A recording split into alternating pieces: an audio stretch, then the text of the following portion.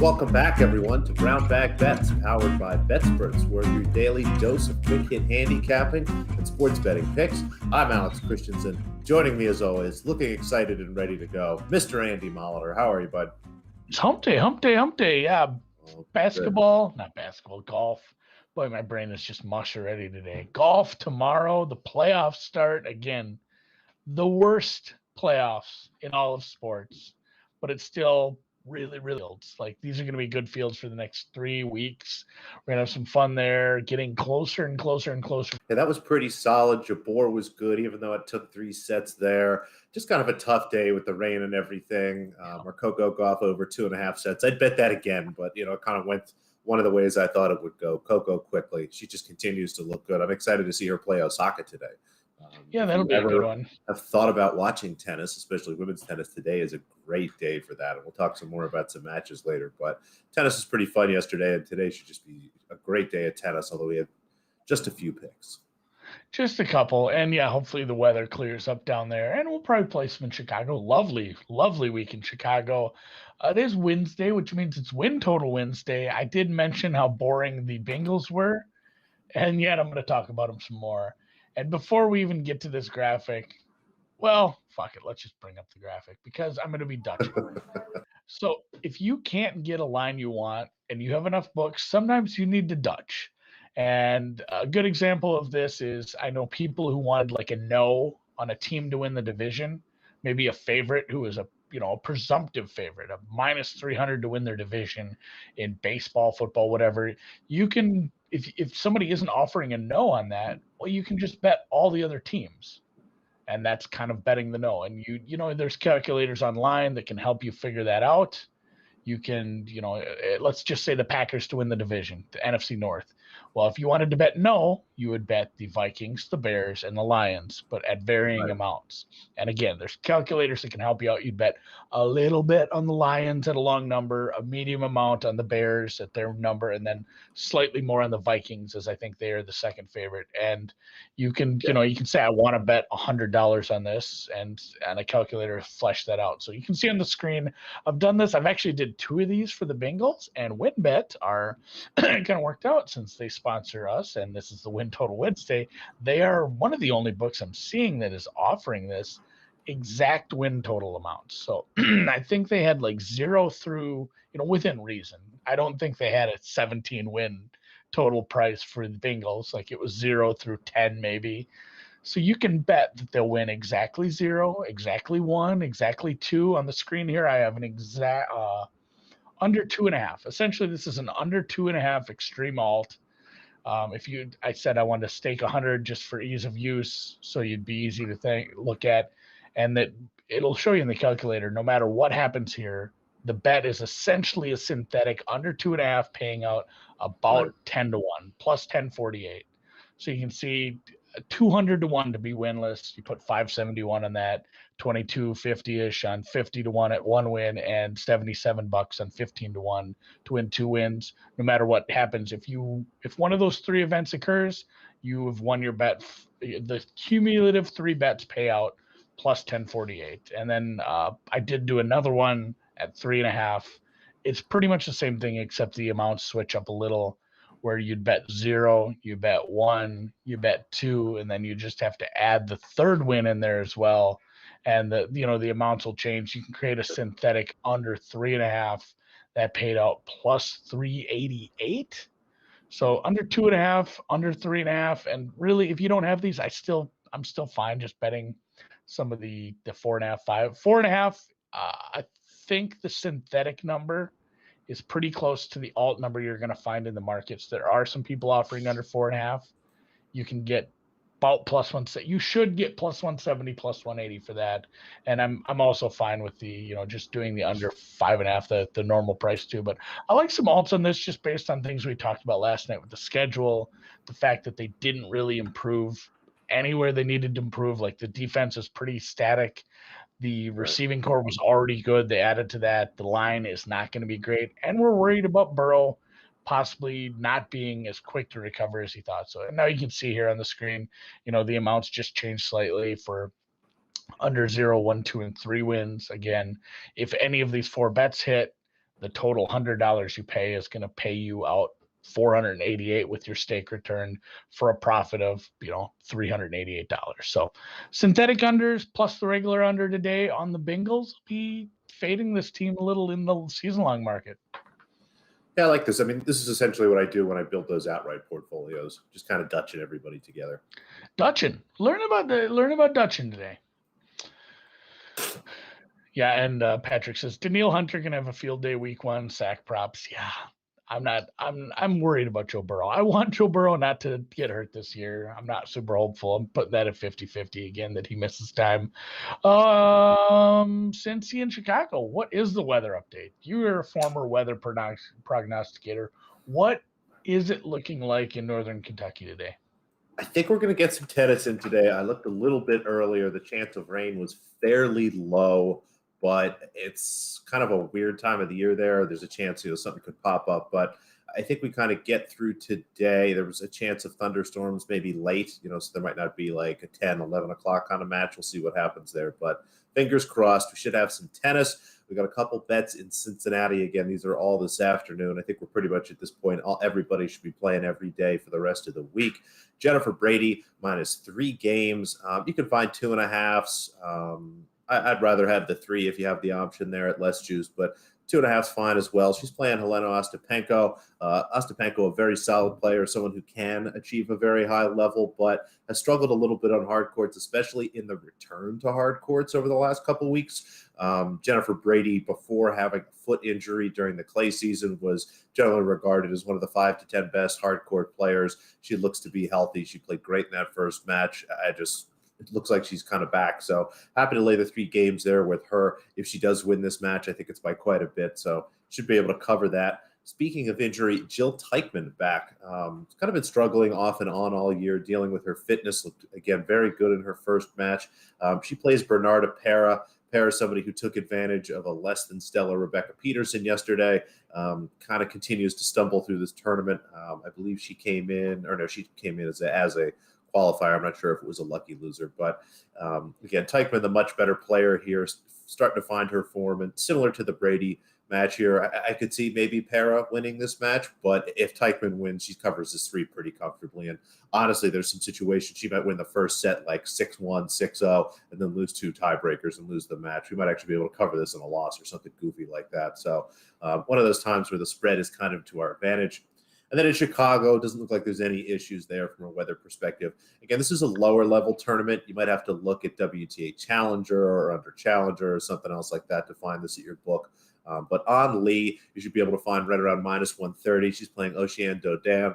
Dodin, a fine player, but Lee generally much better. And I think we get the advantage here of her not having played a ton of tennis. She's real picky, honestly, about what events she plays in and how often she's played this year. But having a good week, everything I look at has this number closer to -160, almost -165 for me. So 130 here looks good. And then someone we backed a few times, and honestly, we'll continue to back until they make her a bigger favorite in some of these smaller events. Storm Sanders, -3 games here.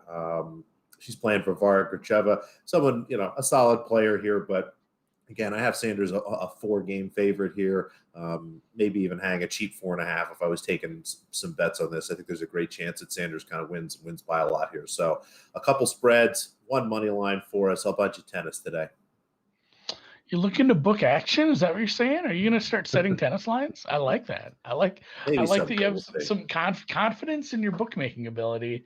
Northern Trust, like you said, aced a hole last night. Not only aced one, but there's a short par 4 that I got on the green and sunk an eagle putt. I had another eagle. Like, there's some very scoreable holes here. I think we're going to see some fun. I did play some PrizePicks. I put one out last night. I have another one yet today. But for round 1, it didn't shake your confidence in the no hole in 1 bet. You're sticking to that? No, I think I'm. There should be. I turn the wind off when I play the game, so I can concentrate on talking as well. So I mean, there'll be wind, and I set it up real easy. I went real hard fairways to help my drives, and then I went real soft green so I could really put it where I wanted.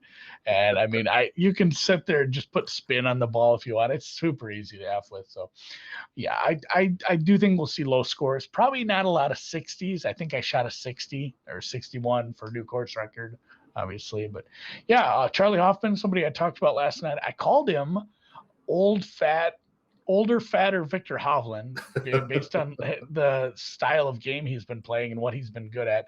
Playing him over Homa, Griffin, somebody I faded in a 3-ball as well. Taylor Gooch, somebody I almost played last week. I'm glad I didn't. It would have been more pain, but I'm taking him over Griffin.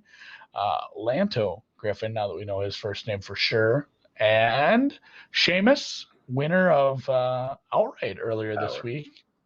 These are two men who've won alternate tour events this year. Seamus Power and Evan Van Rooyen. Minnesota Gopher Evan Van Rooyen. I'm taking Seamus at an underdog price. And then this price should have less zeros. I wonder if I put this in wrong in the sheet, or if I can blame the production crew. But Phil over Sergio is only plus 140. I hate to break it if you think you're getting some crazy off-brand number. It is still value, I think. I'm not high on Sergio. Obviously, Phil, I played him to make the cut. I'm not super excited about him to really, really, really compete. I think he'll be around this weekend. Sergio is definitely a danger to miss the cut every time, and I'm going to play him at plus 140 in this one. So don't go looking for a 1400 on that. It is it's slightly less, although I still like the number quite a bit. And then I did mention PrizePicks Entry using promo code BBB, 100% instant deposit match up to $100. This is the week. This is the week for me that I'm probably going to crush a couple of these. I went back and looked at some previous rounds. I might make a bunch with Patrick Reed in it. I spoke about it with the golf guys. I put it out on Twitter today. 60-1 pretty much to win this tournament. He won this tournament 2 years ago at this course. He has won like 9 or 10 times on tour. He's a Masters champion. He's won this year. He's had a win in the last 4 years. He's a very good golfer. I'm not sure why he's getting the disrespect just because it's a great field. But Patrick Reed, I'm going to play a 2-pick power play with birdies or better, and it is both Scotty Scheffler and Patrick Reed to have at least 4 birdies or better. Obviously, with these being flat fours, I can push. If you push on it, it just reduces the payout, similar to a normal bet. So Patrick Reed in his win here 2 years ago, he's obviously played well in a win, but all 4 rounds he had at least 5 birdies or better. And then Scotty Scheffler did not play here 2 years ago. He played very well last year at an easier course, TPC Boston, probably an easier course. But I do like his form right now, and he is, of the men that are listed at the 4 flat, I think he's probably the most undervalued. So Scheffler needs 4 or more birdies or better. Same thing with Patrick Reed, and I get a 3-1 payout on that. And you can join us, play some of those. Send me if you've figured this out and know what you're doing, by all means, send me your entries and let me know, because I've struggled so far to win one of these. I think I have like 1 win, maybe not even any. So you can join us there. And like I said yesterday, please do try it out. It does help the show if you can support our sponsors. Promo code BBB. Just download it on your phone and goof around with it this weekend. They have preseason football, EPL, CS:GO, a lot of stuff like that, and let's talk more football to close it out, because we're getting close to more preseason games. Yeah. Nothing tonight. It starts tomorrow. Tomorrow we have games. This is a tough one. This is a very tough one for me. Did you have we didn't really talk before the season or before the show about this one. Sometimes some of these we say, hey, here's a guy I like, and I say, oh, I like that too. Maybe I don't. But today we didn't talk, and this feels like a crapshoot one, doesn't it? This one's really hard, and the only 2 that stuck out to me are kind of the top names on the right there. Dak Prescott at 12-1, but as we talked about when we talked about most rushing touchdowns and Ezekiel Elliott, they are a team that likes to, for whatever reason, try to run the ball a bunch. And in his first season back, not knowing if he's 100% healthy, I guess you have to skip that one. And then Matt Ryan 15-1 was kind of interesting. That isn't a team necessarily that likes to run the ball at the goal line a lot, and given the way that team's built and the kind of the games they're going to have, they should be throwing a lot. So those were the 2 that kind of stuck out to me. Maybe Ryan more so than Dak, but did any stick out to you? Yeah. Last year, Rodgers. The year before, it was Lamar, which is a weird one. Lower total that year. 3 years ago, obviously, we had a fella down in KC throw 50 touchdowns. That was something. I don't know. Wow. Although Rodgers was not that far off last year. So this is kind of going to be a chalky one. independently, it's funny. I came up with Matt Ryan as well. He has had years within the last 5 seasons. He's had a 38 and a 36-yard touchdown season. Like high 30s, low 40s is something that can get it done. Like I said, Lamar did it with 36 2 years ago. Obviously, Mahomes missed some time that year, and that's probably what helped that along. But if you have a guy capable of getting into the high 30s and Matt Ryan with a new offensive coordinator, and hopefully a stud tight end, that would be big. The only other guy I saw that had been high enough in previous years was our guy Jameis. Famous Jameis has thrown. Obviously, he's had seasons where he's thrown 30 plus touchdowns, and he is 75-1. This would be a just fun ticket to have if he's in competing late. Like, he doesn't even have that job for sure, and I worry about that. So I'm not super excited to throw money at that, but 75-1 for a guy who's getting injected into what is a decent offense. He's gonna get a couple like just cheap touchdowns off screen passes to Kamara, where it's like, oh, it was a 3-yard dump off pass, but on the score sheet that is a 40-yard passing touchdown because Kamara just went and did his thing. So little tickle on Jameis, but yeah, heavy agreement. Looks like we have a consensus. We're going NFC South. Right. And it's going to be Matt Ryan for us. So 15-1. I think I like a tickle on that. Patrick agrees. So. Yeah. Mahomes makes sense. I mean, Brady, you don't want to pick because you're not sure if he's going to play every game. I mean, there's a good chance he doesn't play the last week and maybe even the last 2 weeks. Josh Allen, sure, that's fine. But again, same thing. With as easy as that schedule is, they might bench him the last week or so. Rodgers is kind of interesting, maybe at 18-1, but we'll see. I think maybe their schedule's a little tougher. Russell Wilson, again, the way they love to run the ball, you got to skip that. So I think you can, it's Mahomes, and you can kind of cross everybody off. So until you get to Ryan, I think that's the first name you kind of like. That's intriguing. Yeah, that's where I'm at. So, all right. Well, thanks to Patrick for agreeing with us. But if you agree, disagree, or have another take on that, let us know on Twitter, and I will look into it. Maybe place some more bets. I do like to have a bunch of these.